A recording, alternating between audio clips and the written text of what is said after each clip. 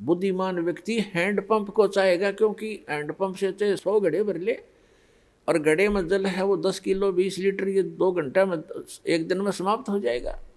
तो यहाँ बताते हैं गुरु गोविंद दोनों खड़े। आप जो समझते हो कि जो सुख ही आप सुख मानते हो, वो सुख कहाँ है? उस गुरु जी के माध्यम से प्राप्त होगा आपको। अब जल तो समझ लो भगवान है और हैंडपंप गुरु जी है। तो परमात्मा आपसे पूछते हैं और आप ही जवाब देते हैं कि गुरु गोविंद दोनों खड़े, एक मटके में जल और एक हैंडपंप, अब काके लागू पाए। आप पे उत्तर देते हैं बलिहारी गुरु आपना जिन गोविंद दिया मिलाए। तो पुण्यात्मा समझदार को संकेत पर्याप्त होता है, बहुत होता है, क्योंकि जो दुख आप पर आ गए और गुरु रूपी हैंडपंप के अंदर वो शक्ति गॉड परमात्मा वाली विद्यमान है जो आपने सुख देगी। तो गुरु जी के पास आइए और उन सुखों को फिर प्राप्त कर लीजिए जो आपके समाप्त हो गए थे। तो यहाँ आने से आपके वो जग, आपके घड़े फिर से भर दिए जाएंगे इस सत साधना और आशीर्वाद के द्वारा।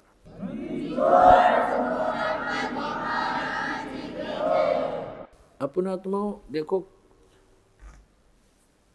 आपको यहाँ आने से कितना पुण्य मिलता है और आप कितने खाली हो चुके हो पुण्यों से। आशीर्वाद दिया जाता है, आशीर्वाद आपको एक एक्स्ट्रा ऐड होती है उस गॉड की, इस दास यानी उसके गुरु रूप में रिप्रेजेंटेटिव के माध्यम से वो आपको एक्स्ट्रा राहत दी जाती है, ताकि आप फिर अपने आप भक्ति साधना करके अपने पैरों पर खड़े हो, खुद साधना करो।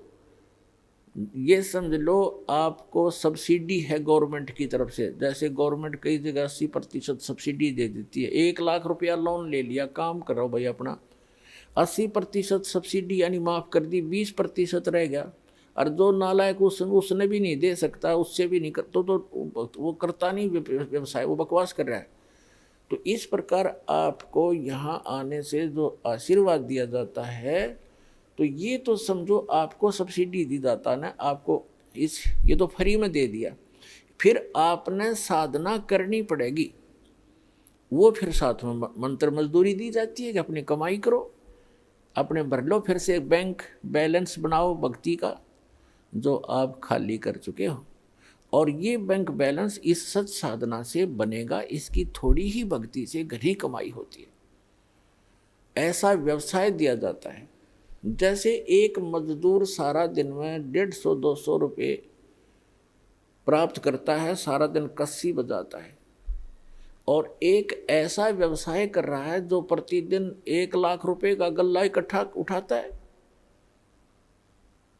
तो दोनों ही मनुष्य हैं, दोनों ही कर्म कर रहे हैं, लेकिन वो कितना लाभ उठा रहा है और उसके पास कितना है। तो ऐसी साधना है ये, जो आप प्रतिदिन 1 लाख का गल्ला उठाओगे, 1 लाख रुपए। ये तो एक एग्जाम्पल है।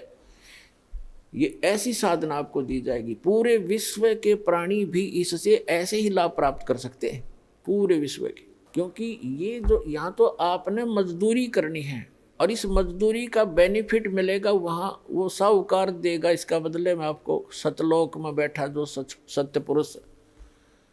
और वहाँ हम जाएंगे, वहाँ आपकी ऐसी ही सृष्टि होगी। आप अपने बच्चों को, अपने पोते और पोतियों को परमात्मा से जोड़ दो। अब जैसे आपके लायक बेटा बेटी हैं और लायक आपके पोता पोती हैं, और आपको कितना अच्छा लग रहा है यहाँ पर, कितने प्यारे लगते हैं, कैसे इनके साथ घुल मिल कर रहते हो, बहुत अच्छी बात है। लेकिन इनमें रहोगे कितने दिन? जो आपको मूर्ख बना कर रखा हुआ यहाँ पर काल ने, 1 सेकंड में पता नहीं कि बिजली गिर जा। और इस सत्य ज्ञान के अभाव से हम इन्हीं में उलझ पुलझ कर यहीं पर फंस जाते, और फिर अपने अपने ये संस्कार पूरे किए। आज दादाजी मनमान अगले दिन में नाइजीरिया में पैदा हो जा, और पोता हो जा अमेरिका में, या फिर दूसरा ये है दादा की जगह गधा बन रहा और पोता बन जा कुत्ता, तो अगले जन्म में तो नहीं रही, ये 68 हिस्सा जन्म में बिखर लेंगे आपके। धीरे धीरे सभी चले जाते हो, कभी बेटा मर गया, कोई पोता मर गया, कभी पोती मर गई, माँ मर गई, किसी का बाप मर गया, तो यही बिजली गिरनी शुरू हो जाती है और हम कितने खुश हैं। तो परमात्मा ने बताया कि ये एज इट इज व्यवस्था आपकी ऊपर होगी। आपके घर खाली पड़े हैं जहां आप रहा करते थे, आप वहां गलती करके यहाँ गिर गए हो। अब वो आपका समझ में नहीं आती, क्योंकि आप इस व्यवस्था में फाइनल हो चुके हो, इसको फाइनल मान चुके हो कि ऐसा ही होता है सबके साथ। नहीं, अब इससे आपका बुद्धि का सतर उत्तिष्ठ होगा, उठेगा, उभरेगा। इस ज्ञान से आपको यहाँ का ये नरक दिखाई देगा जिसको आप सुख मान बैठे थे। अब जैसे बहुत से उदाहरण हैं। एक ये पोलैंड देश का एक पूरा का पूरा कैबिनेट माने मंत्रिमंडल, यानी जिसमें 95 मंत्री प्रधानमंत्री थे, और सारे के सारे जहाज में बैठ के किसी का शोक व्यक्त करने जाते, किसी की मृत्यु के ऊपर, और उनका वो जहाज दुर्घटनाग्रस्त हो गया, वो सारे के सारे मर गए एक ही सेकंड में। अब ये 2 साल पहले की बात है, सन 2011 में। तो पुण्यात्माओं, परमात्मा कहते हैं इस झूठे सुख को सुख है ये मान रहा मनमोद, ये सकल जबीना काल का, ये काल का आहार है सारा, और कुछ मुख में कुछ गोद। अब उनकी कितनी हवा में उड़ रहे थे वो। प्रत्येक आदमी ऐसे ही रहता है। एक छोटा सा व्यवसाय करने वाला ही फूला नहीं समाता, वो तो प्रधानमंत्री मंत्री सतर के आदमी थे, तो उनकी कितनी इच्छाएं थी, ये कर देंगे, वापस आएंगे, ऐसा करेंगे, वैसा करेंगे, अब खाक करेंगे। अब कोई बिल्ली बनकर घूम रहा, कोई कुत्ता बनकर घूम रहा होगा, कोई गधा बन गया होगा, कोई कितना और दुर्गति में गंदी नाली का कीड़ा बनेंगे। तो अभी तक हमें पता नहीं था कि इसका कोई विकल्प है, कोई अल्टरनेट है। अब अल्टरनेट है, गारंटीड है, गॉड गिवन है। इस दास के पास प्राप्त है, कल्याण करा लो, और नहीं तो इसमें विवेचन करो।